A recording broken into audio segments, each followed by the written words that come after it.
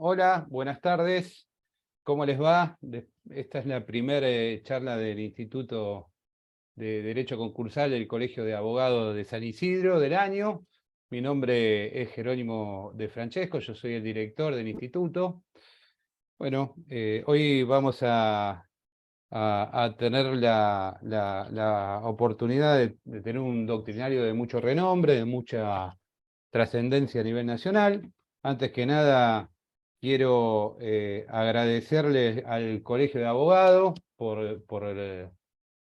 la predisposición que siempre tienen con nuestras disertaciones, con la difusión y con todos los preparativos de cada una de las charlas. También le quiero agradecer al área académica por todas las prestaciones que también nos da en conjunto con el Colegio de Abogados. Bueno, vamos a hablar, el doctor Barreiro va a hablar de un tema de derecho en crisis, algunos temas actuales. Justamente estábamos haciendo la previa antes de darles ingreso a todos de la contemporaneidad del tema en cuestión con lo que está viviendo el país en la actualidad. Le leo un poquito los antecedentes académico del doctor Barreiro. Es presidente del Instituto Argentino de Derecho Comercial, miembro fundador del Instituto Iberoamericano de Derecho Concursal y actual miembro de su consejo directivo. Miembro correspondiente del Instituto de la Empresa de la Academia Nacional de Derecho y Ciencias Sociales de Córdoba, miembro de INSOL Internacional, profesor titular de Concurso y Quiebra en la Universidad de Ciencias Empresariales y Sociales, profesor de posgrado en la Maestría de Derecho Empresario de la Universidad Austral, en la Maestría de Derecho Empresario Económico en la Universidad Católica, coordinador de institutos, comisiones y actividades académicas del Colegio de Abogados de la Ciudad de Buenos Aires y miembro de su consejo directivo, bueno, y autor de más de 100 ponencias, trabajos, estudios publicados en diversas áreas vinculadas a la materia. Bueno, para no abundar mucho en el tema, le voy a dar la palabra al doctor Diego Bullen, el secretario del instituto, quien les comentará brevemente cómo se va a desarrollar la disertación para después darle el pase al disertante. Muchas gracias y bienvenido al año académico. Bueno, gracias Jerónimo, buenas tardes a todos. Queríamos explicarle brevemente cómo van a ser los lineamientos de la charla. El doctor Barreiro va a hacer su exposición y vamos a... El que tenga preguntas o alguna inquietud la puede directamente colocar en el chat. Yo los voy a ir anotando conforme vayan subiendo y al final de la charla le trasladaré las inquietudes al doctor para intentar abarcar integralmente el tema. Les pedimos también que no utilicen el chat como modo de saludos o de otro tipo de comunicaciones para no entorpecer esta tarea. Así que, sin más, le doy la palabra al doctor Barreiro. Lo escuchamos con atención, doctor. Bueno, muy buenas tardes a todos. En primer lugar, el agradecimiento al colegio y al Instituto de Derecho Concursal por la invitación. A Carlos, en esta nueva etapa en donde ha dejado de ser, después de tantos años de trabajo tan fructífero y de excelencia. Y a Jerónimo, el honor de ser el primer expositor, espero que esté a la altura en su nuevo rol abriendo estas jornadas. Me comentaba Jerónimo que nosotros tengo y digo nosotros porque, sobre todo con el Javier Lorente, pero también con Trufat, con que muchas veces compartimos tribuna, escribimos juntos y demás, tenemos una muy larga relación con el colegio y con sus institutos de derecho comercial, y esta se extiende a los periodos previos a la crisis del 2001 y 2002, y Jerónimo recordaba que él recién hacía sus primeros pininos, recién recibido, asistiendo a algunas de las charlas que dábamos en esa época con Lorente y Trufat. Espero que haya servido de algo eso y que no lo haya dañado definitivamente, pero bueno. Así que agradecidísimo, es como siempre un honor. Ojalá que en alguna próxima oportunidad pueda ser presencial también, porque también teníamos una asidua concurrencia allá. Bueno, cuando planteamos, obviamente el tema era derecho concursal, con lo cual cuando Jerónimo me planteó la alternativa y la invitación, yo dije, hablemos de derecho de crisis, algunos temas actuales de aquel momento. Esto fue hace, no sé, 40 días atrás, cuando me hizo la invitación, y que obviamente, y conforme lo que decían recién, siguen siendo tan o más actuales, atento que a partir de esta repetida circunstancia de la Argentina viviendo situaciones críticas, todo aquello que haga el derecho concursal es de, lamentablemente, pura actualidad. Dentro de eso elegí, vamos a ver después, hay una agenda que enumera una serie de temas que son los del derecho concursal del siglo XXI y sobre todo los de la última década. Yo elegí algunos de esos para esta charla. Hice un power para poder hacer el seguimiento y después obviamente se lo voy a remitir a Jerónimo para que aquel que esté interesado pueda tenerlo. Lo mismo cualquier cita doctrinaria y sobre todo jurisprudencial que haga, si les dé interés o de utilidad alguno, que se la pida a Jerónimo y yo después la traslado. Pero digamos, básicamente la idea es, el derecho concursal es un conglomerado de normas, de principios, finalidades e intereses que constituyen un sistema jurídico. Hoy, a la luz de nuestro Código Civil y Comercial, es un microsistema jurídico prevalente cuando aparece el fenómeno que lo dispara, que es la crisis, por encima del derecho común que regula ese Código Civil y Comercial. ¿Qué es lo que ha pasado con este derecho de crisis? Es derecho mercantil, con lo cual está en eterna y constante evolución como todo el derecho mercantil. Pero ¿qué le pasa al derecho de crisis? Como el objeto de su estudio y al que le intenta dar solución es la crisis, que está instalada ya no solo en la Argentina o en Latinoamérica, sino en el mundo. En los últimos años, por lo menos desde la crisis 2007-2008 de la subprime de Estados Unidos, en forma permanente y reiterada, hace que la normativa que pretende de estudiar el fenómeno y encontrar los mecanismos procedimentales jurídicos para tratar de llegar a una solución sobre él, esté claramente en permanente y constante reforma. Y esto lo vemos, no en nuestro país a pesar de las crisis continuas, pero sí en buena parte del mundo. Y a eso debemos sumarle el hecho de la pandemia, que generó una crisis específica motivada por la falta de actividad, el mundo ingresando dineros y fondos en los mercados, por los estados, para intentar salir de esa crisis o paliarla, lo que generó inflación, déficit y demás. Digamos, hubo una nueva crisis sustentada en esa situación y alguna otra que estamos viendo hoy con otros nuevos circunstancias de estas nubes que se crean. Hoy pasa con los bancos, ¿no? Estamos empezando a ver algunos bancos donde el Estado norteamericano y el europeo, a diferencia de la crisis del 2007-2008, enseguida salieron a salvarlos para evitar que la crisis se dispare y sea una mancha que se extienda. Pero digo, estas circunstancias hacen que el derecho concursal esté en permanente evolución, en permanente cambio, en permanente mutación, con modificaciones legislativas y recomendaciones de los organismos multilaterales que se dedican al estudio de esto, el Banco Mundial, el INSOL, UNCITRAL, en la Comunidad Europea a través de sus directivas.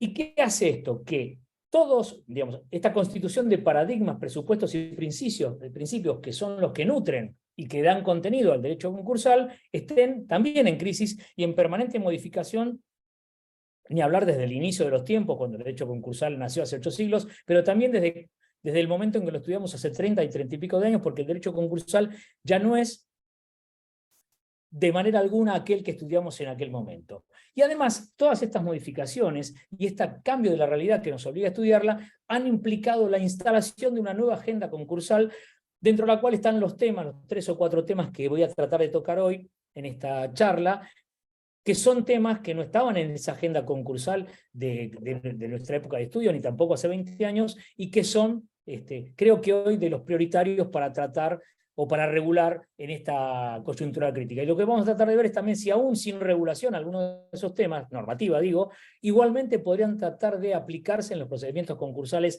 que existen y en los que podemos avisorar que pueden aparecer si esta circunstancia crítica nueva en la Argentina que se ha instalado genera una carrada de expedientes concursales de empresas en situación de crisis, atento a la altísima inflación, la crisis devaluatoria, la imposibilidad de importar, etcétera, etcétera, y etcétera.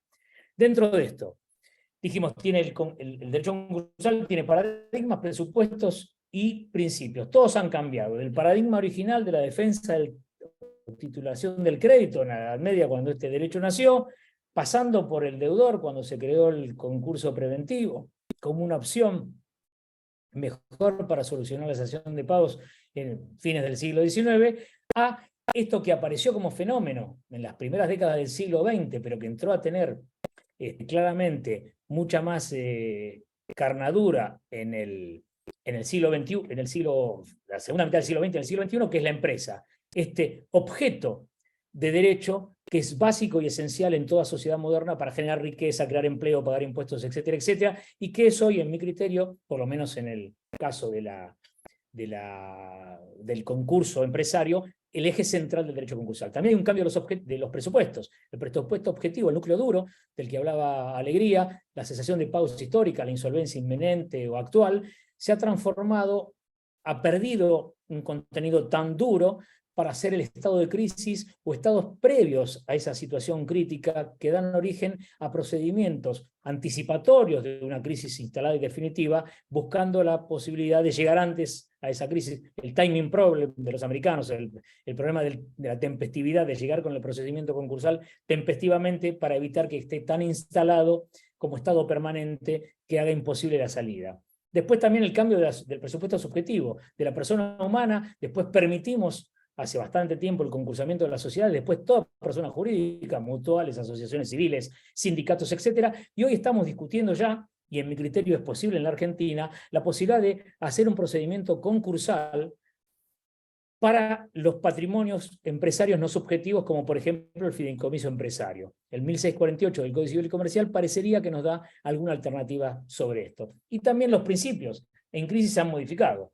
La paridad ya no es la igualdad matemática, aparecieron los privilegios, la categorización que instalamos en el 95, pudiendo ofrecer cosas distintas a la misma categoría de acreedores, y también el régimen de preferencia del 240, que permitieron claramente romper aquella igualdad matemática sobre la cual estudiábamos en su momento y sobre la cual se generó el origen del derecho concursal. Lo mismo en la universalidad. Esto de que todos deben concurrir ya nos está pasando, nos ha pasado en Argentina y pasa en muchas legislaciones del mundo, que hay concursos para universos pasivos acotados, limitados específicamente a un grupo específico, generalmente la deuda financiera, donde le sigo pagando de modo corriente a los proveedores, pero pasó con los APEs argentinos en el 2002, cuando renegociaban los bonos o las obligaciones negociables que tenían jurisdicción en el exterior, pasó esta posibilidad de seguir pagando conforme título a la deuda corriente y solo refinanciar o renegociar o intentar hacerlo después de la deuda financiera. Y también cambió el juez, la oficiosidad de estos procesos, que sigue estando, salvo con una nueva reprivatización de los procedimientos concursales, que es uno de los temas que vamos a tratar de ver hoy, que es con la preconcursalidad, es decir, la búsqueda de mecanismos fuera de proceso de renegociación colectiva de deuda que no impliquen, por lo menos a priori, la participación judicial. Bien, dicho esto, entonces, el derecho concursal está en evolución permanente, tiene una crisis de expansión, lamentablemente porque el objeto de su estudio crece a pasos agigantados todo el tiempo y se instala reiteradamente en buena parte de los países, y eso hace que este microsistema sea un eje central de toda reforma económica o de toda situación económico-financiera de los países, y pretende, con el esfuerzo compartido de nuestro 2002, o con una socialización de las pérdidas, como me gusta decir a mí, buscar acordar la atención permanente en esta polifonía de intereses que van todo aquel que tiene un reclamo contra en el proceso concursal contra su deudor, y que está en cabeza inexorablemente, por lo menos en el sistema argentino, del juez que debe definir de qué manera atiende esa atención de la polifonía de intereses y define a quién le asigna la solución del caso o a cuál de los valores en juego, cuál es el interés concursal que en cada oportunidad debe defender, que en principio, y para mí, salvo excepciones, será siempre el de tratar de conservar la empresa que sea económicamente viable y socialmente útil. Pero además, como dijimos, hay un signo específico, que es el de la empresa como bien de interés público en la economía y que le da carnadura de interés público al derecho concursal, que además tiene la condición de un derecho casi de orden público y que lo es desde su propia competencia jurisdiccional, y también en todos los organismos multilaterales y demás se postula como un principio protectorio de la empresa y de maximización de su valor, previendo la posibilidad, en todo caso que sea posible, de no llegar a la liquidación coactiva de esto. Y esta empresa, o esta noción de empresa, nos pone en el lugar de que hoy cada vez más vemos, como tema de la agenda concursal, la dicotomía, la separación de la empresa del empresario. Es decir, La empresa es tan importante que a veces hay que salvarla del propio empresario, y en este sentido, todas las medidas atinentes a poder separar al empresario que se portó mal, siempre y cuando lo que haya es una empresa para salvar. Y esto pasó, o está pasando en algunos casos que tenemos los más connotados de los últimos años. Hoy el combustible fue al concurso, terminó en quiebra, se está levantando el concurso, pero en aquel momento el juez entendió pertinente desplazar todo el directorio de la compañía por supuestos manejos irregulares en la previa al concurso. Lo mismo pasa en Vicentín, donde hay una intervención de coadministración y seguimiento permanente en ese expediente. Bien. Dentro de esto, esa nueva agenda trae una multiplicidad de temas. El tema de los acreedores vulnerables, no solo el involuntario, donde Carlos Rivera fue uno de los primeros que atendió la cuestión en un fallo Feliciana González, si no me equivoco, de hace muchísimos años, creando una opción preferente para un acreedor que no tenía privilegio en la ley, y que fue una apertura, digamos, de la temática que después fue tratándose, sobre la cual muchos trabajamos mucho, y hoy tiene, no solamente en el involuntario, sino todo acreedor vulnerable, los mayores, los menores, el género. Hay un debate claro sobre la posibilidad de acceder por tratados internacionales y demás, concederle preferencias que no están previstas en la ley de concursos por fuera de estos, y hay más de un dictamen de la fiscal de Cámara de la Cámara Nacional de Comercio en esta sintonía. Todo atendido por este proceso de constitucionalización de los tratados internacionales, que hoy son para la Argentina, que los que ha suscrito, ley interna por encima de la propia ley local.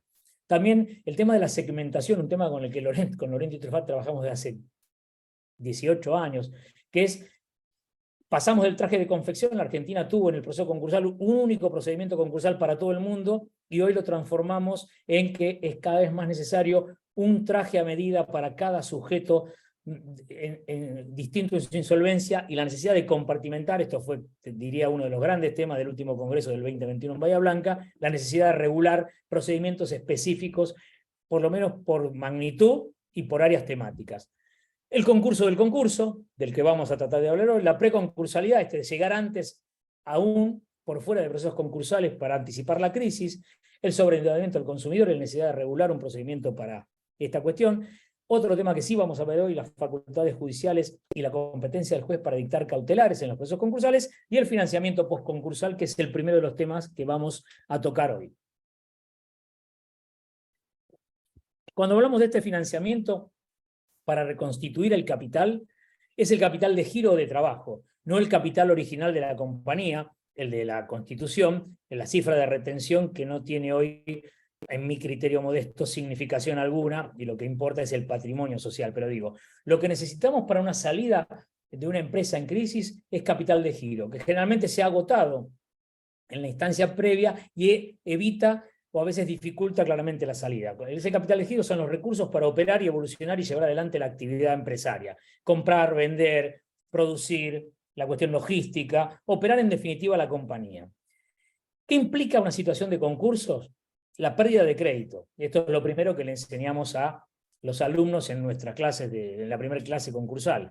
Esto implica, se pierde el crédito concursal, con lo cual a partir de ahí solamente se opera en crédito, al contado, y además, muchas veces en la pyme argentina, que es el 80% de nuestras empresas, se pierde indefectiblemente el crédito financiero si es que lo tenían antes, con lo cual cae en la necesidad de recurrir al mercado irregular de créditos, las cuevas, las financieras de hecho y demás, lo cual termina agravando claramente su situación, con lo cual eso no es forma de salir, sino solamente muchas veces de enterrarse más. Dentro de eso, la primera búsqueda del concurso es recuperar el crédito. ¿Cuál es el comercial? Es decir, repactar las obligaciones originarias a través del concurso, la negociación mediante la innovación del 55, logrando las mayorías, para que los que quedaron atrapados en la concursalidad vuelvan a creer en esa compañía, recuperar el crédito comercial. ¿Por qué podrían volver a creer y votar favorablemente? Que es uno de los aspectos de lo que el concurso tenía que nutrir, y es el único que está previsto en nuestra ley. Nuestra ley tiene solamente previsto el plan para repagar el pasado, no tiene el plan de empresa para ir hacia adelante. ¿Por qué podrán volver a creer? Primero por el discovery que se hace en la ley argentina, o sea, la apertura informativa, que no tiene nada que ver con el discovery norteamericano, sino que es mucho más limitado y acotado, la información que recibimos, pero que la tenemos por el artículo 11, por el informe general del síndico, por los informes mensuales de empresa y por el seguimiento que el síndico y los comités deberían hacer. incluso por la audiencia informativa final, en donde debería tener algún otro condimento respecto de lo que nosotros entendemos. Me pasó lo que les decía que me pasaba. Me pasé varios flyers y no me avisaron y no me di cuenta. Ahora estoy. Entonces digo, esa apertura informativa podría ser una de las razones por las cuales alguien podría volver a creer y votar. La otra porque la propuesta es, como yo entiendo que debe ser, el mejor esfuerzo posible para hacer un plan viable de repago de deuda. Uno no debe ofrecer cualquier cosa o lo que le piden, sino que debe ofrecer algo posible y viable para pagar respecto de la compañía que está en juego. Y lo otro, muchas veces pasa por el best interest of creditors, del principio norteamericano de que cualquier cosa es mejor que la quiebra, con lo cual el acreedor termina votando porque no le queda otra alternativa, porque antes de ir a la quiebra y en el dividendo de liquidación no recibir nada, prefiero hacer esto. El concurso importa dos planes. El que dijimos recién, el plan de reestructuración de la deuda, cómo voy a pagar ese pasado, y uno que no está en la ley, que Efraín Iburrichar viene hace muchos años batiendo el parche y tratando de crearlo, pero que en realidad no está previsto en la ley, que es el plan de empresa. ¿Cómo voy a salir? Es decir, no solamente cómo voy a pagar lo que pasó, sino cómo voy a tener nuevos flujos que me van a permitir pagar ese pasado. Y eso no está. Y salvo excepciones, algunos jueces hacen algún pedido de explicación, no está. Y en ese plan de salida es inexorable el capital de giro nuevo, es decir, el nuevo dinero que va a ser necesario para permitir repagar el pasado, generar nuevos flujos mayores para repagarlo y para ir hacia adelante y salir. Si no, muchas veces no es más que una agonía la concursalidad, y lo vemos con las bajas tasas de rendimiento que hacen que muchos de los concursos en la Argentina y en buena parte del mundo no llegan a buen término. La Directiva Europea del 2004 ya decía que un deudor cesante es incapaz, con recursos propios de accionistas y acreedores, de salir si no tiene ayuda externa. Warren, en la autoridad norteamericana, dice que es imprescindible esa nueva liquidez, el new money, como le dicen los americanos, o el deep financing, es decir, el debtor in possession, financiamiento para el deudor que está en posesión de su empresa. Esto implica entonces que necesitamos adecuar los flujos, que no pueden ser en general los flujos que teníamos en la empresa porque fueron insuficientes, sino que hay que recrearlos, y para esto el nuevo dinero será imprescindible, y también el patrimonio que tenemos, que si existe, podría servir para dar en garantía, con autorización judicial, para obtener esos nuevos recursos, cosa que en algunos de los casos judiciales que vamos a ver ha pasado. Entonces, ¿qué crédito necesito? El crédito comercial, en general, si obtengo la homologación, lo recuperé, porque los acreedores volvieron a confiar de alguna de las maneras que dijimos, le voy a repagar y me darán de a poco nuevas posibilidades. Pero lo que no tengo es dinero fresco, ni aportes financieros, ni aportes de capital, con lo cual tengo que ir en esa búsqueda, y con la normativa que tenemos en Argentina parece difícil conseguirla. Esto está, como dije, en las agendas de todos los organismos multilaterales.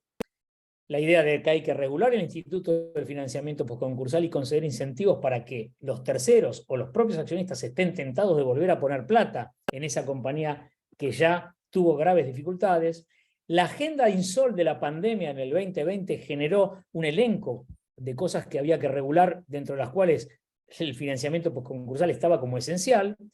Y en ese sentido, la Directiva Europea del 2019, que es la que está siendo legislada ahora, porque pasaron más de 2 años, pero justo vino la pandemia y extendieron los plazos, es decir, las legislaciones locales europeas están receptando esta directiva, que empieza a exigir, o a decir, tienen que regular esto. ¿Y cuáles son los incentivos a postular? La protección frente a la anulabilidad o nulidad de los actos de nuevo préstamo, la protección frente a los terceros de la responsabilidad civil eventual, y la regulación de alguna recuperación prioritaria de este crédito nuevo, para que ello permita, digamos, tentar al tercero para que lo haga. Esto con la idea de maximizar el valor de la empresa, dependiendo de estos flujos que necesitan inexorablemente de este nuevo dinero y de la viabilidad de ese plan de rescate, que sin nuevo dinero va a ser muy difícil. Bien, entonces, ¿por qué en la Argentina no hay? Porque no hay regulación. Y porque como no hay regulación, tampoco hay incentivo o protección para el aportante, sea socio o tercero, de poner nuevo dinero.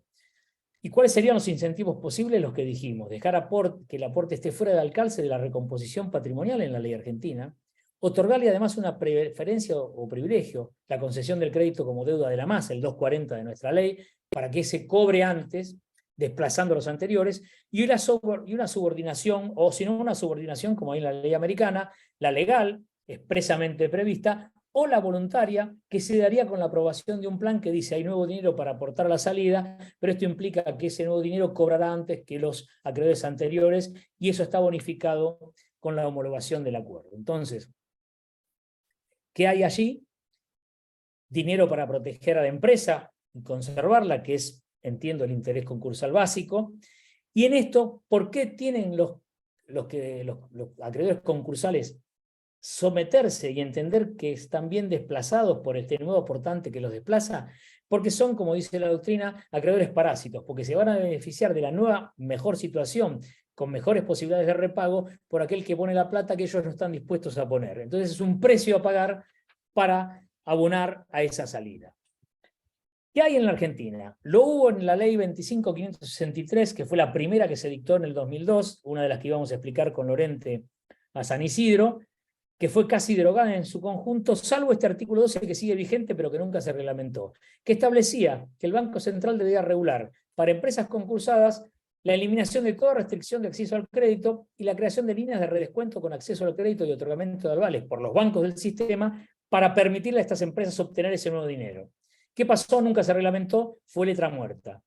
Y hoy, además, aunque esté vigente y nunca se reglamentó, choca con reglamentaciones que existen en los últimos años del Banco Central, que son las previsiones mínimas de incobrabilidad y el régimen de clasificación de deudores, que hace que los concursados no califiquen más que como 5, con lo cual no pueden recibir dinero en condiciones razonables, y también por las normas de Basilea, que son estas normas de recupero de créditos internacionales a las que Argentina también adhirió. ¿Qué otra cosa hubo?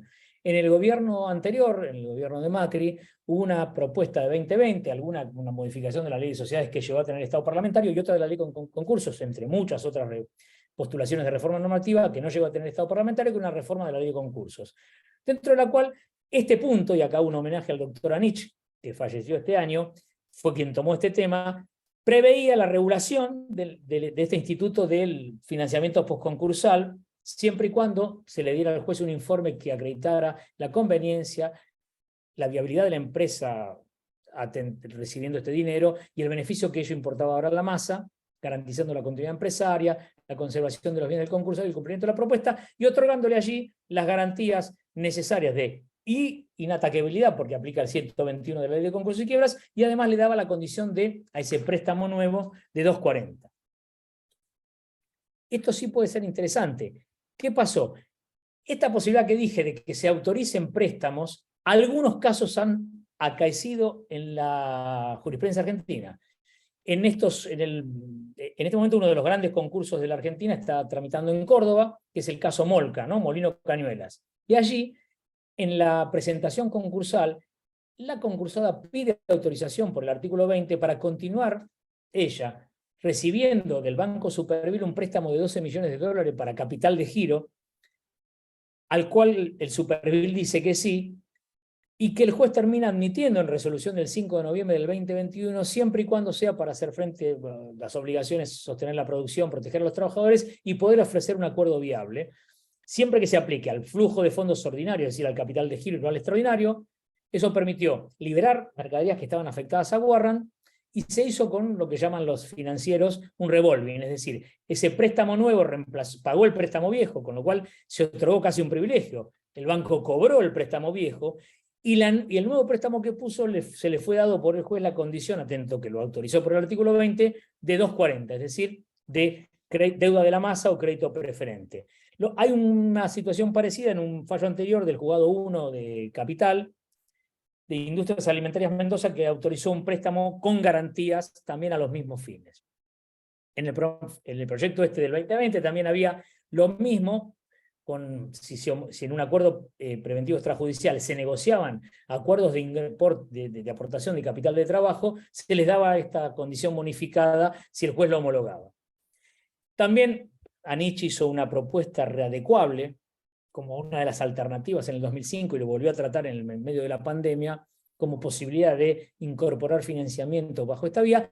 Y la última, que también tiene caso jurisprudencial, es la subordinación voluntaria de los acreedores, es decir, aplicar el derecho de subordinación del 2575 del Código Civil y Comercial como parte de la propuesta, que nos va a dar, si el juez la homologa, que esté blindado ante la quiebra, que tenga derecho de prededucción, si eso está previsto, porque hay un desplazamiento de los acreedores anteriores en favor del acreedor aportante, aplicándole analógicamente el 250, que es el que prevé la subordinación en la ley de quiebras. ¿Esto se aplicó? Sí, se aplicó en un caso, este caso Corporación Río Luján, el juzgado 3060 de Capital Federal, donde nosotros, nuestro estudio era el abogado, y ofrecimos una propuesta menú, donde había una propuesta típica de quita y espera con pago y una propuesta de financiación, en donde todo aquel que aportara esa propuesta, y estaba abierta a todos los acreedores, con lo cual no había violación de la paridad, quien aportara por cada 10 pesos que aportara, podía recobrarse de esos 10 pesos uno de la deuda anterior. O sea, era una propuesta para acreedores.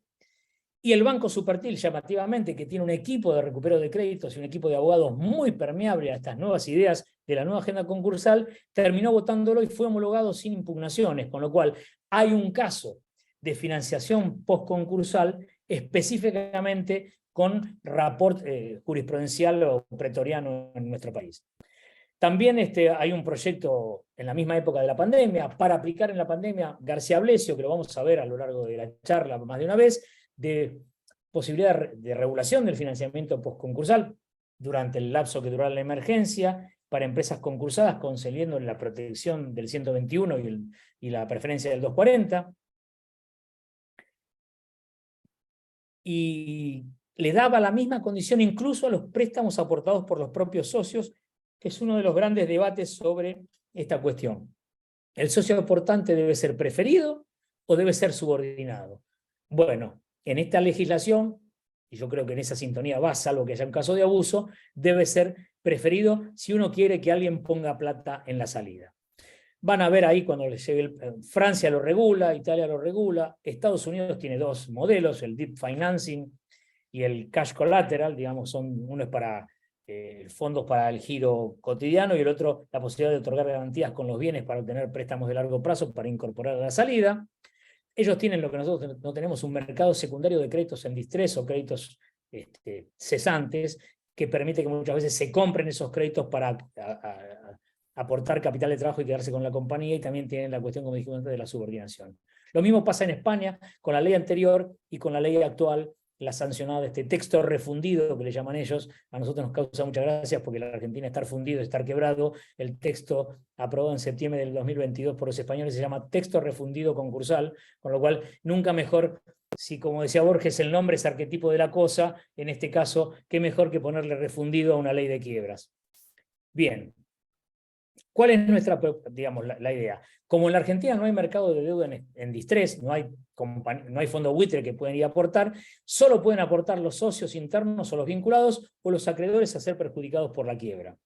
Esto hace que es inexorable la posibilidad de regular esto, porque además, en el caso de los socios, a partir de algunos fallos, fallo Díaz-Quirini de la Sala C en Capital y demás, que han subordinado pretorianamente al aporte de los socios, si no hay una regulación específica que lo establezca, parece razonable que nadie quiera aportar en esta compañía. ¿Y cómo debería regularse? Más allá de los casos que dije que podríamos usar estas cuestiones pretorianas para aplicarlos, proteger contra las acciones de recomposición de la quiebra, otorgarle preferencia o privilegio o alguna forma de cobro preferente, y en su caso admitir la subordinación del 2575 del Código Civil y Comercial de la Nación en la aprobación de una propuesta. Esto permite asegurar, entiendo yo, el financiamiento en condiciones de mercado en una empresa en crisis, permite elaborar flujos reales y establecer un plan de empresa cierto, continuar la actividad, reencauzar el negocio y, en todo caso, también aportar fondos, además de la salida de lo viejo, para pagar el acuerdo, que es la condición básica y esencial que pretendemos con un concurso. Tema 1 de la agenda concursal del siglo XXI, el financiamiento postconcursal. Tema 2, lo que dijimos, facultades del juez y concursal y medidas cautelares.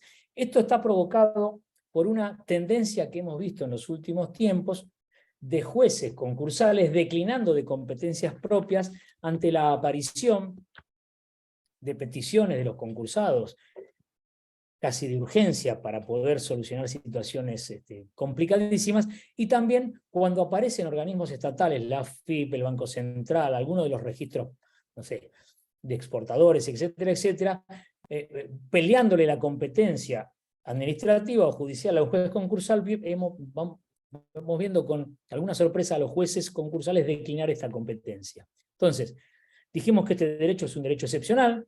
El derecho concursal es excepcional, no porque sea excepcional, porque lamentablemente, como dijimos, la crisis se instala cada vez más y se usa más recurrentemente, sino es excepcional porque ante la aparición del fenómeno crisis, este derecho desplaza todo lo que es regulatorio normativo, con lo cual aplica este por encima de cualquier otro. Es el microsistema del Código Civil y Comercial que por el 743 de ese código desplaza todo lo demás.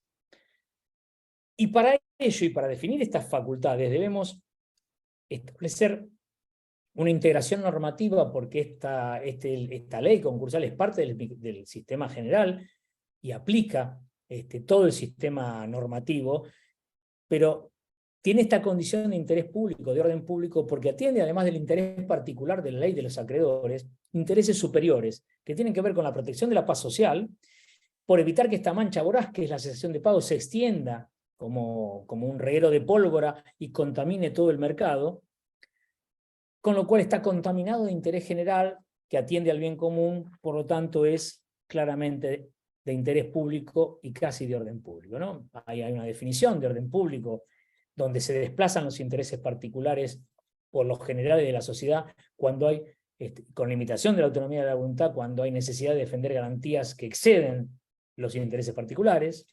Y además lo que debemos considerar es que este derecho concursal no es solamente proceso, más allá que nosotros nos formamos con la idea italiana del Código Civil del 42, de que es un proceso. El proceso pone en acto una sustancia. Hay un derecho concursal sustantivo y es el que define esos principios, ¿no? Paradigmas y presupuestos que lo contienen y que en definitiva también deben aplicarse. Y son los que muchas veces deberá aplicar el juez por encima incluso de las normas procesales o las previsiones procesales que aplican en la ley de concurso. Entonces, ¿cuál es el primer eje de interpretación normativa? El 21, el 743 del Código Civil y Comercial, el 21 de la ley de concursos y el 743. Donde se desplaza toda otra competencia de orden público, es esto, cuando aparece la situación de crisis y un proceso concursal se abre, y esto hace además que pierdan sentido todas las medidas cautelares que se hayan establecido en procedimientos individuales, porque deja de regir el 730, que regula los reclamos individuales, y aparece en todo su esplendor este 743, que hace y aplica este desplazamiento respecto de cualquier otra posibilidad de ejecutar deudas de modo individual. ¿Y por qué carecen de efecto estas medidas cautelares que los jueces pueden y deben levantar? Porque carecen de todo efecto práctico, porque la preferencia que da el primer embargante, el prior in tempore de los procesos individuales, cesa con la concursalidad que reemplaza esto por la regla de la prorata paritaria de la ley 24.522. Y porque su medida cautelar central, el embargo, es reemplazada por otra que es la inhibición general de bienes que atiende a este fenómeno paritario general.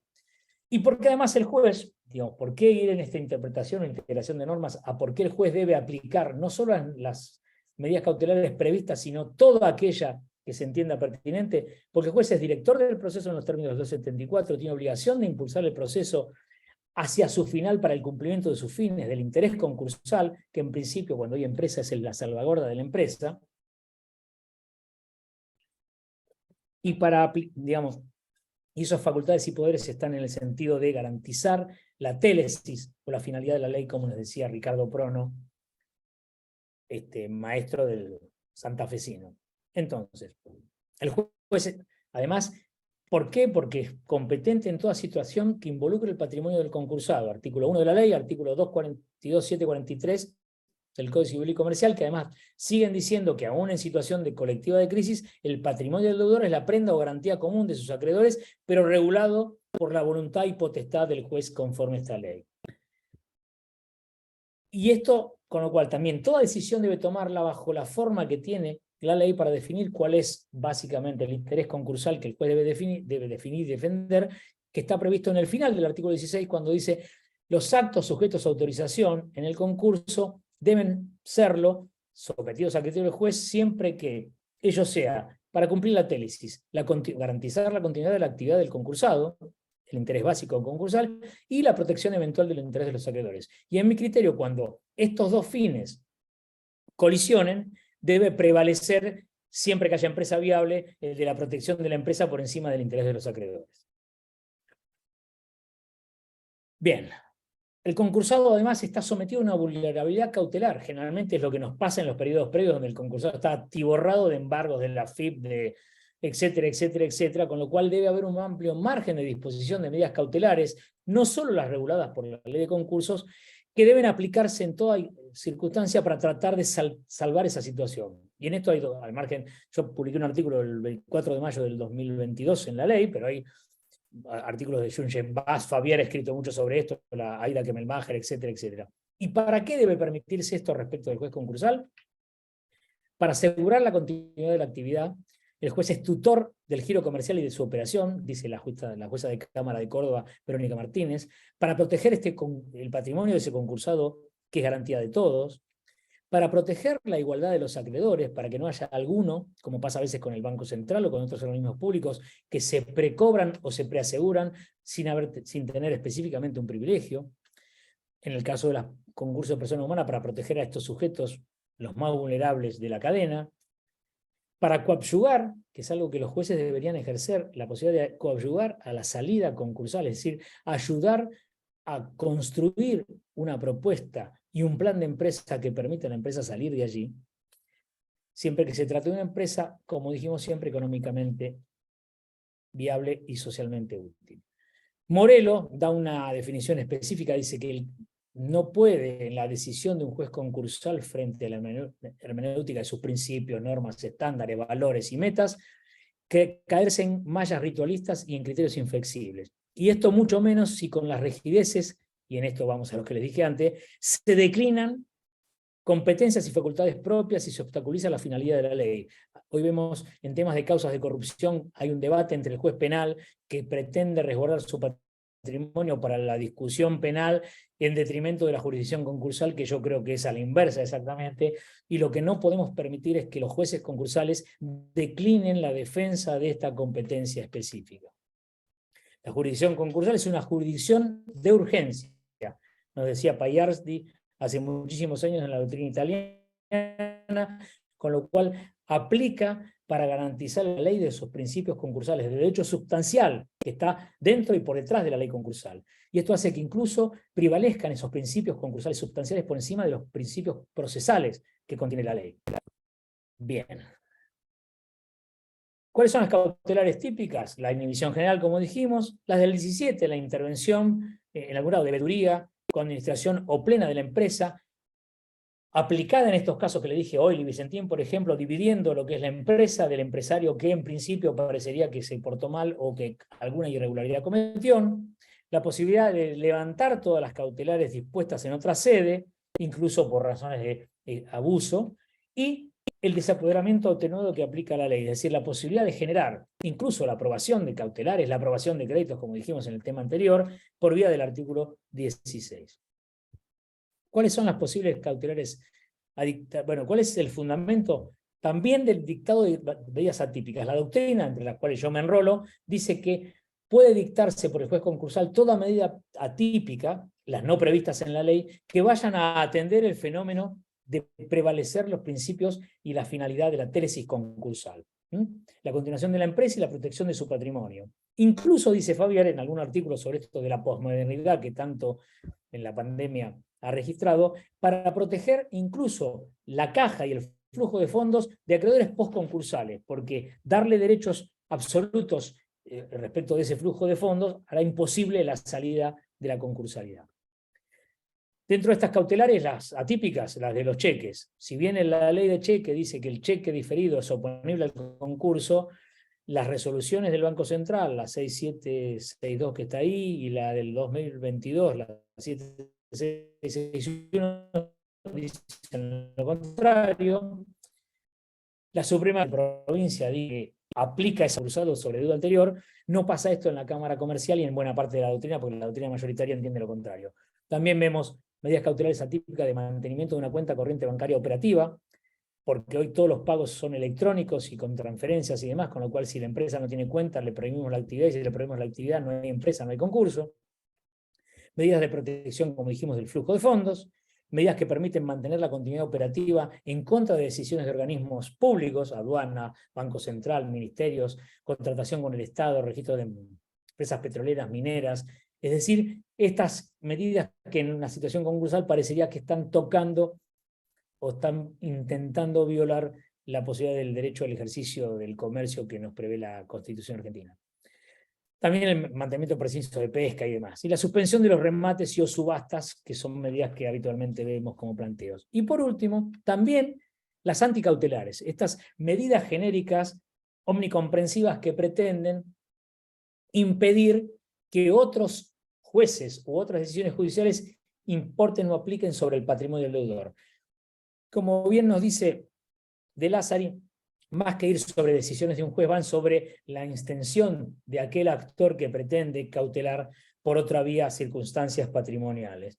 Y esta medida cautelar genérica también es un ejercicio de la prevención del daño del 1710 del Código Civil y Comercial, previendo el daño máximo, que es la situación de la quiebra, que es la, digamos, la situación peor y no deseada y no esperada. Sobre esto hay algún fallo, como le pongo ahí, de Rosario, que aplica una anticautelar y algún otro más, pero algunos otros, como Telepiu y Protección Millennium, que en sede concursal de comercial de la capital federal han denegado esta cuestión. ¿Aplican los recaudos? Yo creo que aplican, pero como en esta condición de jurisdicción de urgencia, levemente, y cuanto más urgente es la jurisdicción, o el recurso de la jurisdicción, más levemente deben considerarse los principios de aplicación, es decir, el peligro, la demora, la verosimilitud del derecho, la contracautela, que no debe exigirse, en miras de la prevención de la quiebra, y en esto coincide la doctrina Kemmelmacher de Carlucci, Favier, Pancho Jungen, etcétera, etcétera. Con lo cual, si alguien se porta mal, tenemos los remedios de la ley, separación del empresario y demás del 17, o la no homologación por abuso o fraude, o la petición de una tercera vía para mejorar la propuesta, si entendemos que esas medidas cautelares anteriores fueron sobreactuadas o excedidas por parte del concursado. Favier hace una aplicación en este derecho de la posmodernidad de a dónde aplican todas esas facultades de los jueces que exceden incluso a veces el propio texto normativo, y esto va encadenado con los artículos 1, 2 y 3 del Código Civil y Comercial de la Nación, que permiten que los jueces apliquen principios y valores incluso en contra del propio texto literal de la norma, ni hablar de aplicar directamente los tratados internacionales. Dice que el juez concursal tiene estas atribuciones para aplicar principios o reglas constitucionales por fuera de la propia ley concursal, y en esto la prioridad de los acreedores vulnerables, otorgarles un privilegio, es un caso específico de cómo esto se ha hecho y nadie se rasgó las vestiduras frente a esto. También para apartarse del procedimiento concursal o de los procedimientos locales en algunas cosas específicas cuando la excepcionalidad lo requiere. Nos pasó esto en la pandemia. Tuvimos un montón de resoluciones judiciales aplicando verificaciones informáticas, páginas web para contener, por fuera de la página judicial, para contener, Vicentín es el caso arquetípico, información del proceso judicial, la suspensión y prórroga de plazos, etcétera, etcétera, por encima de lo que está normado. También para el dictado de cautelares, y también para establecer la viabilidad de los acuerdos, digamos, la viabilidad de la potencialidad de conseguir las mayorías en los acuerdos, y en eso Favier pone el elenco de las medidas de exclusión de voto, tan trabajadas en doctrina y también en fallos jurisprudenciales. Pasemos a otro tema, como dice la canción, no quiero hablar de eso, no, porque si no quiero hablar de eso no podemos pasar a otro tema acá, así que vamos a hablar de esto, que es la posibilidad de modificar la propuesta homologada, o sea, de renegociar la propuesta homologada. Sobre esto, ya lo anticipamos, vamos hacia la aplicación de un sistema de derecho distinto al que conocíamos, con esta articulación de los 3 primeros artículos del Código Civil y Comercial de la Nación, que pretenden, bajo el diálogo de las fuentes, que el juez construya la solución jurisprudencial, la solución judicial, en una solución razonablemente fundada que debe aplicar no solo las normas y el orden normativo, sino los tratados internacionales, los principios y valores jurídicos que están encarnados en cada uno de los ámbitos de decisión y que hemos visto ya que pueden ser utilizados como mecanismos argumentativos en los temas que vimos hasta ahora y que también lo son en esta. ¿Qué pasa con esto? Este es un tema sobre el cual venimos, la renegociación, el reconcurso,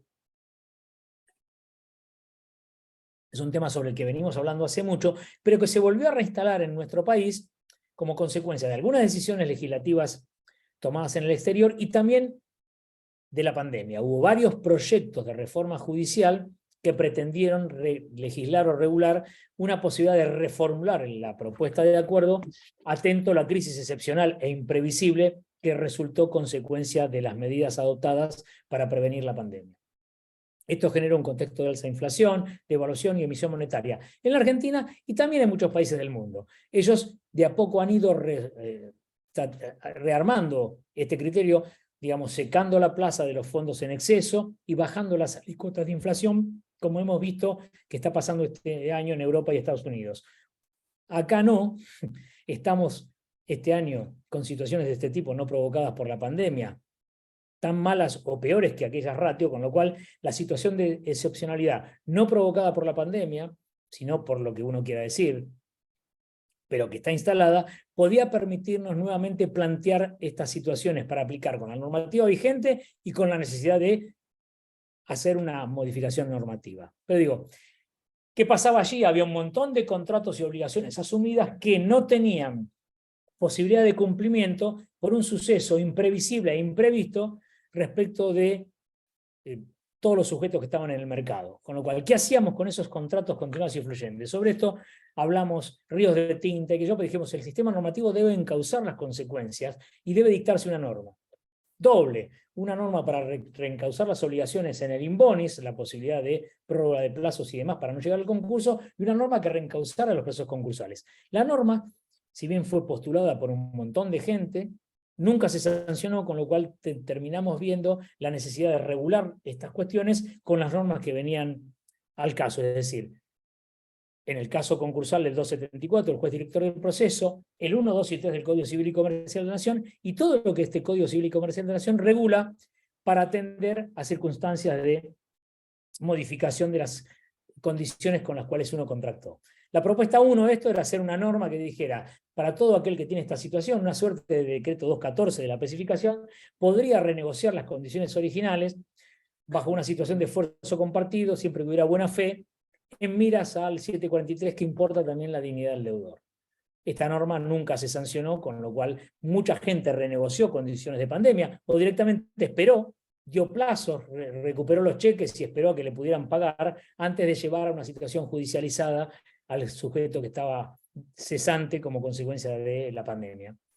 Y lo otro era, ¿qué pasaba con esto en los procesos concursales?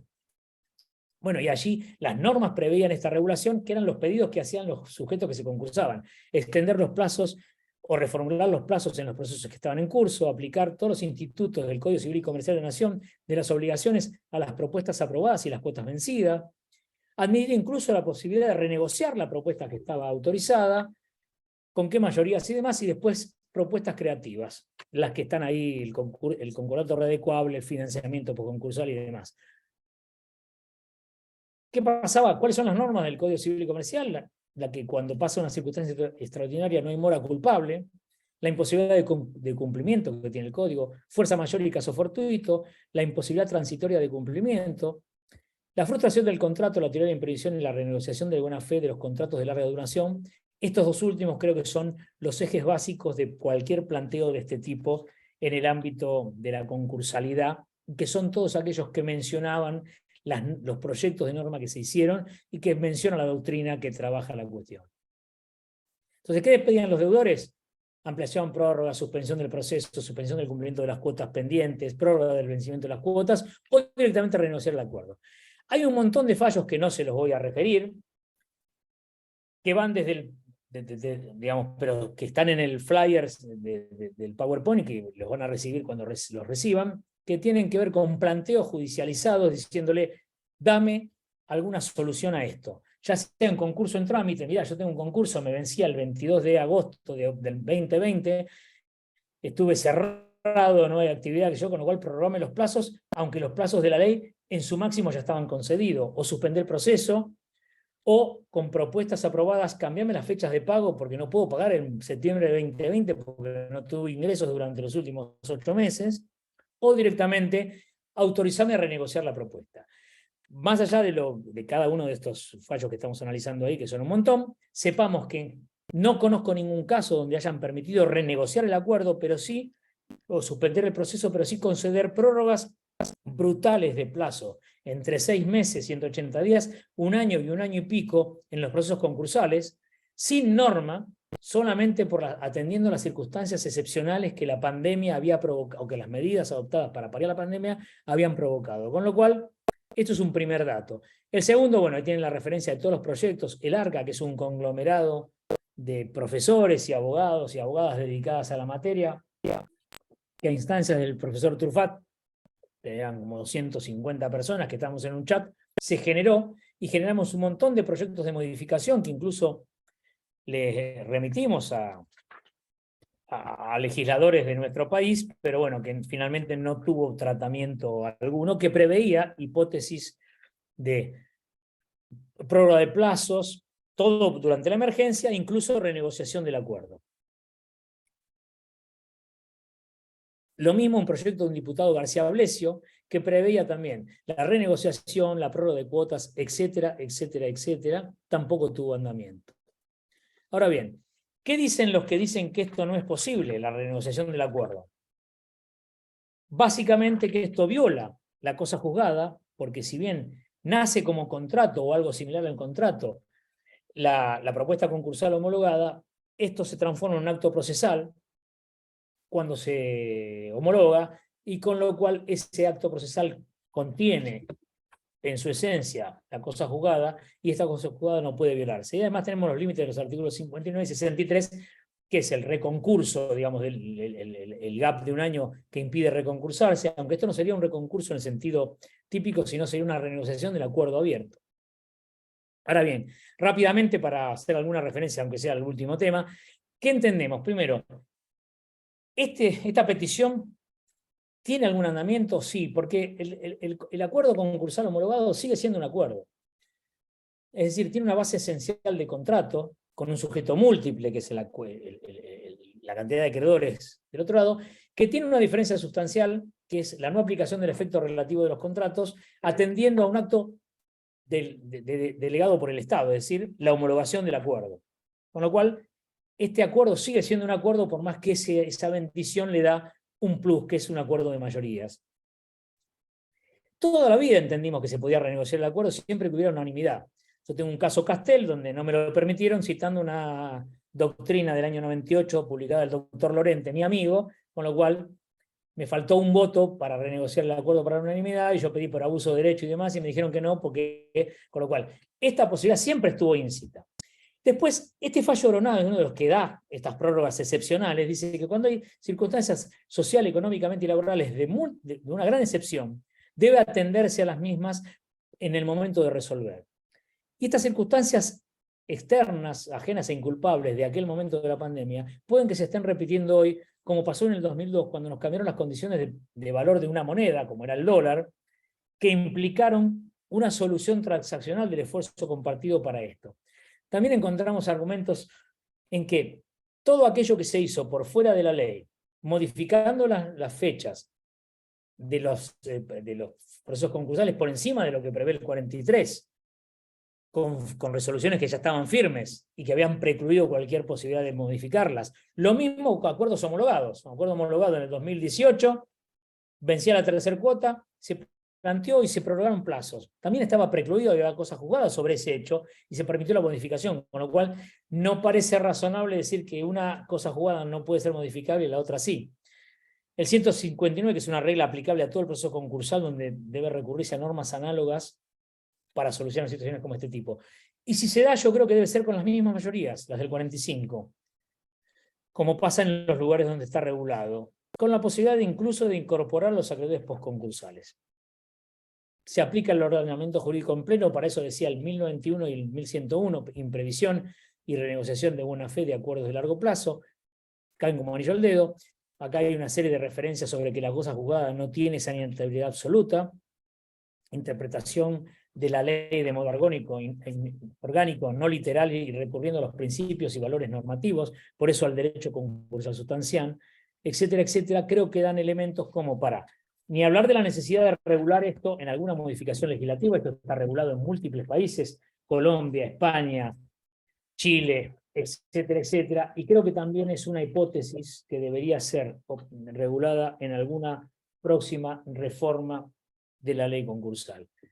Y vamos, en este caso, ahora al último tema, que es el tema de la preconcursalidad, es decir, la posibilidad de llegar antes, y es el grave problema del timing problem. Es decir, en general, llegamos siempre tarde, como diría Serrat, al proceso concursal, y esto hace que las ratios de recupero en los procesos concursales o en la no caída en quiebra son bajas en la Argentina y en buena parte del mundo.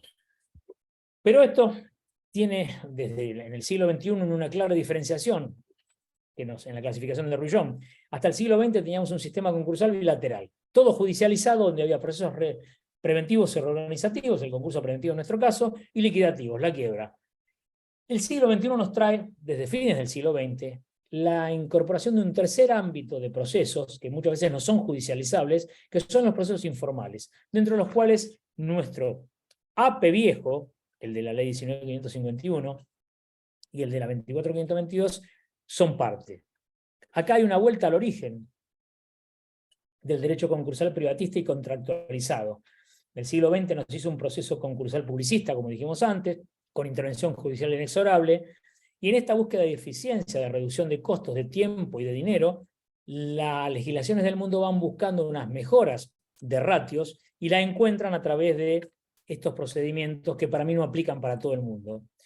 Y esto es aplicación del teorema económico de Quaser, es decir, siempre que los costos de transacción de una renegociación extrajudicial sean menores, de cualquier modo, que los de una solución concursal, cualquier acreedor racional debe elegir el primero por encima del proceso judicial.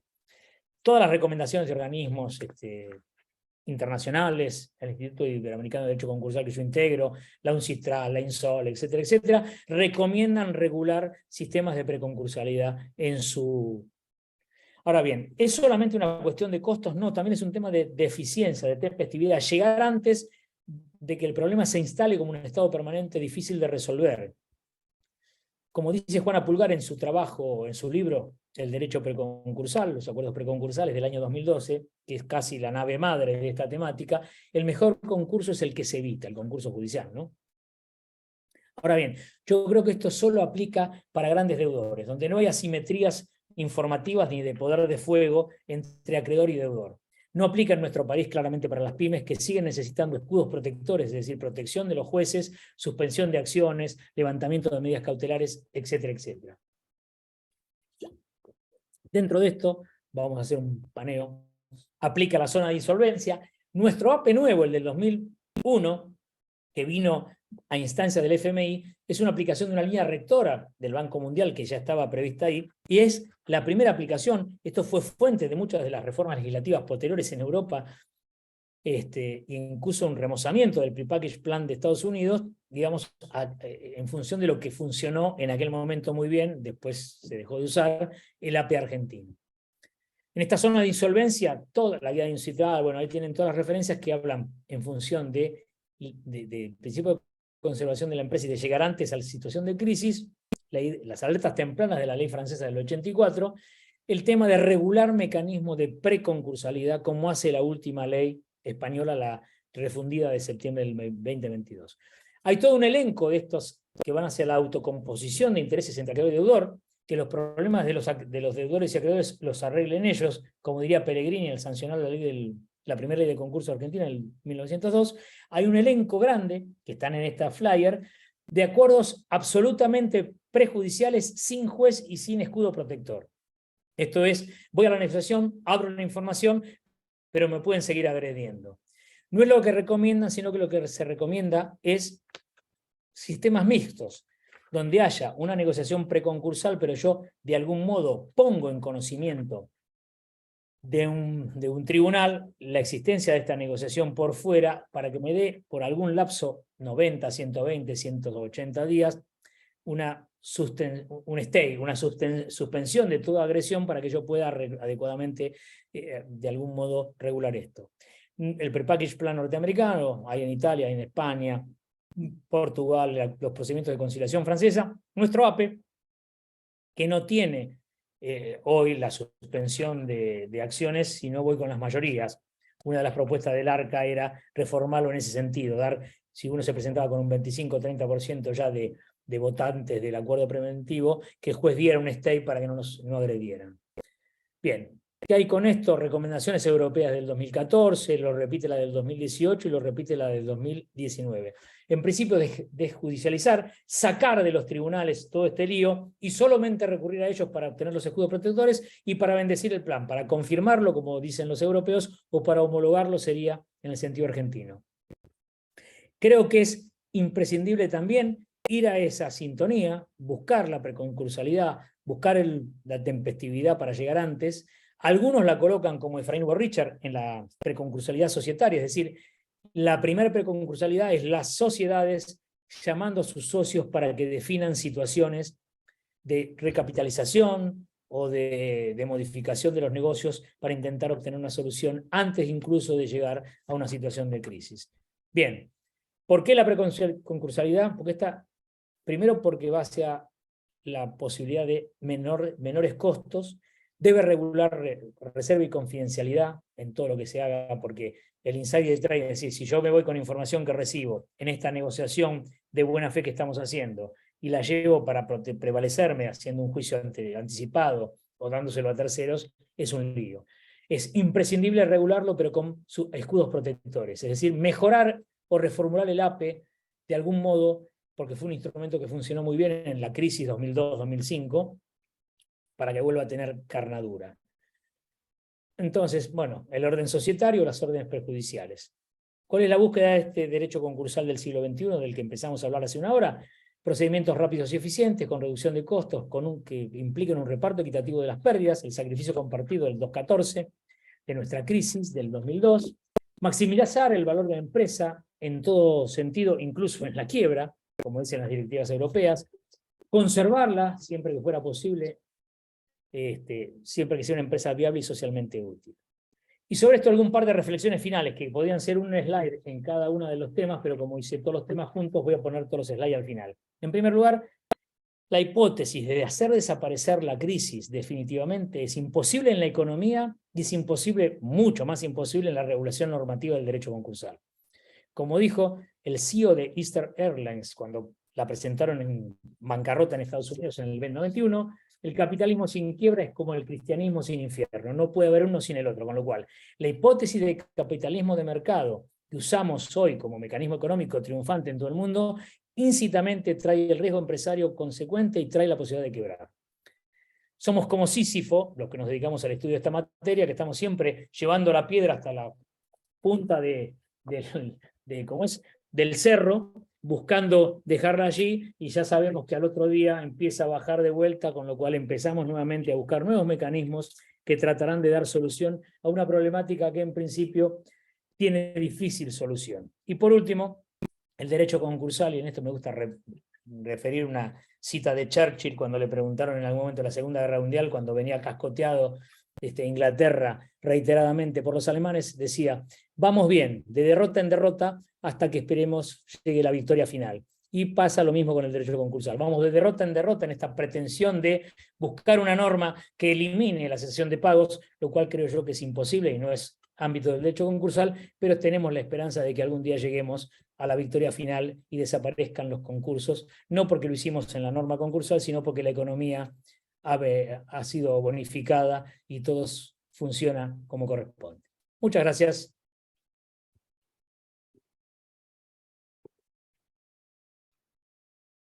Bueno, doctor Barreiro, presentación, es muy interesante la charla. Siempre es difícil hablar de crisis, ¿no?, cuando es la regla y no la excepción. Tenemos que buscar más soluciones de fondo que excepciones.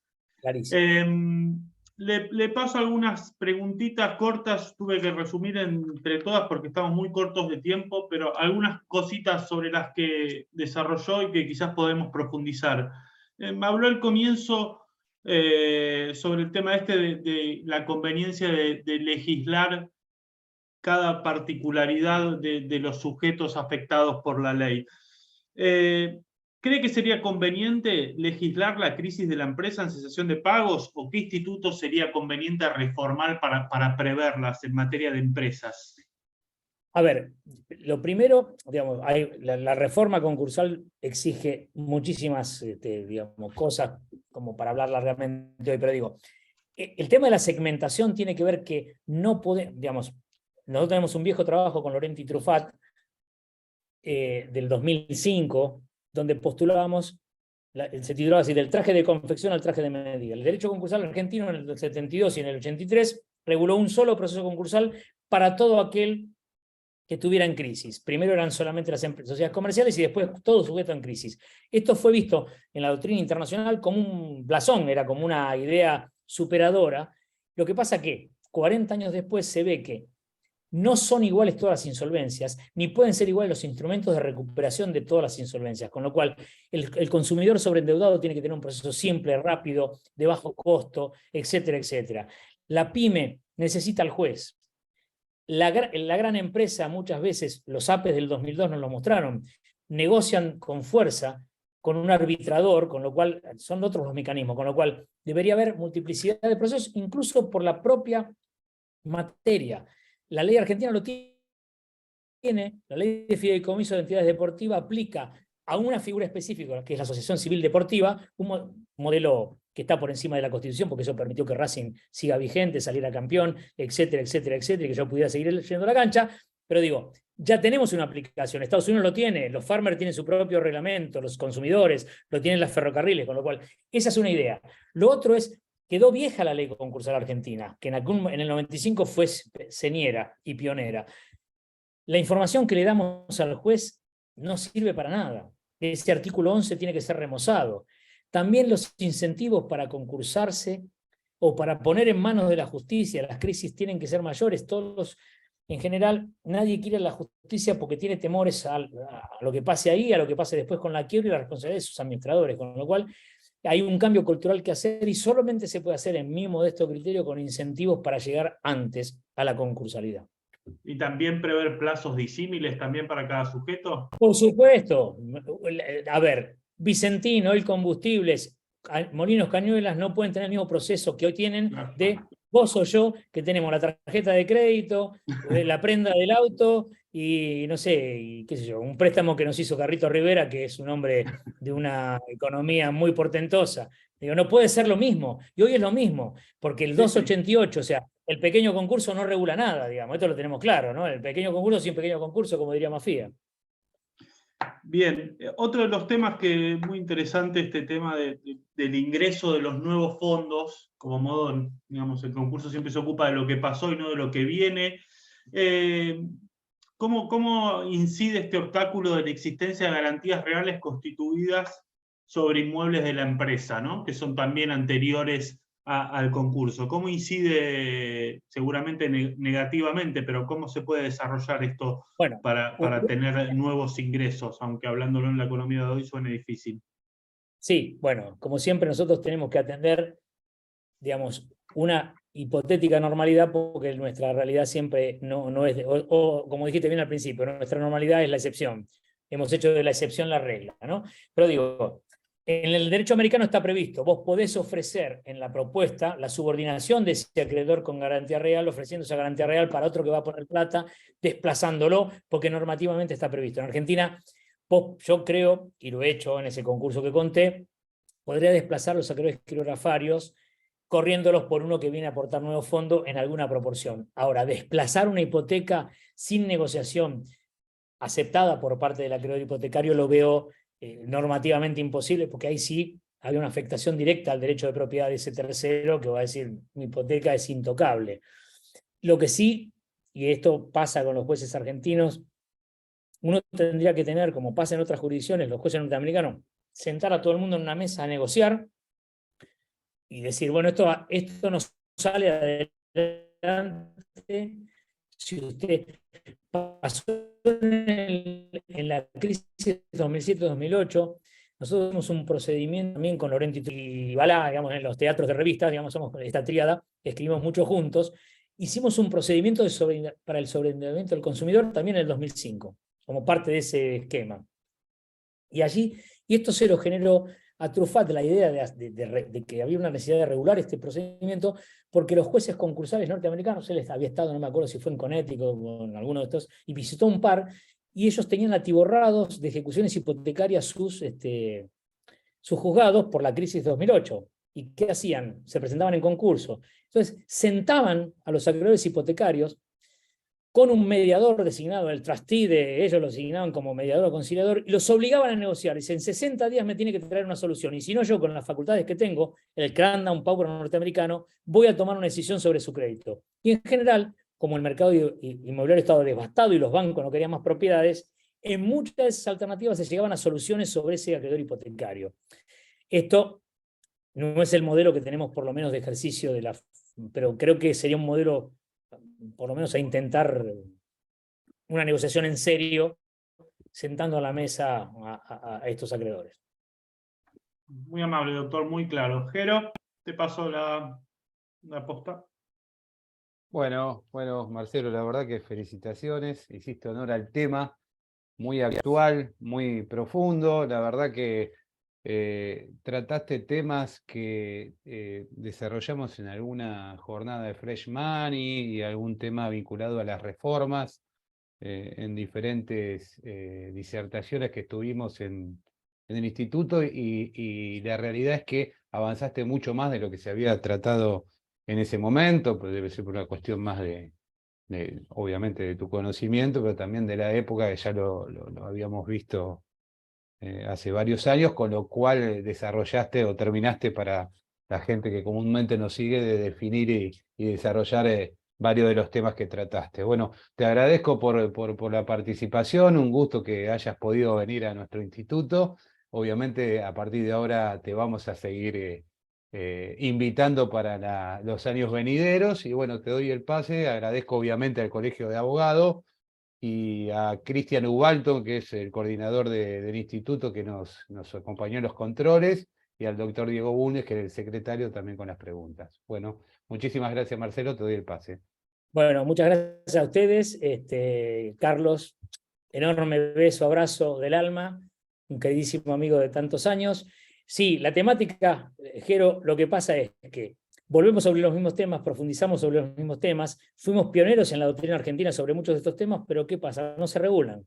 Con lo cual tenemos que volver sobre... Algunos son novedosos, pero otros son temas que venimos manidamente o remanidamente tratando, porque ¿qué pasa? La legislatura argentina, digamos, el Congreso argentino no tiene esto en agenda, ni el consumidor, ni el reconcurso, ni el dinero fresco. Parecería que este fuera un país a la usanza suiza, digamos, como no hay problemas, no tenemos que regular estas temáticas, y yo creo que es todo lo contrario, con lo cual seguiremos sobre ellos machacando como en la piedra a ver si se parte. Desde ya el agradecimiento, para mí es un honor como siempre, gracias por la invitación, a disposición para cuando sean, y les recuerdo, esto les va a llegar por Jero y por 2 y 3 de noviembre recuperamos las Jornadas Nacionales de Institutos de Derecho Comercial del país. Es un encuentro federal, físico, presencial, se va a hacer en la Universidad Austral, lo organiza el Instituto Argentino que yo presido, así que todos invitados, va a haber ponencias, etcétera, etcétera, así que esperemos contar con ellos y poder ahí tomar el café o el vino que no pudimos acá porque es virtual, me lo tomé solo el café acá. Saludo a todos. Bueno, muchas gracias y ahí estaremos. Chao, hasta luego.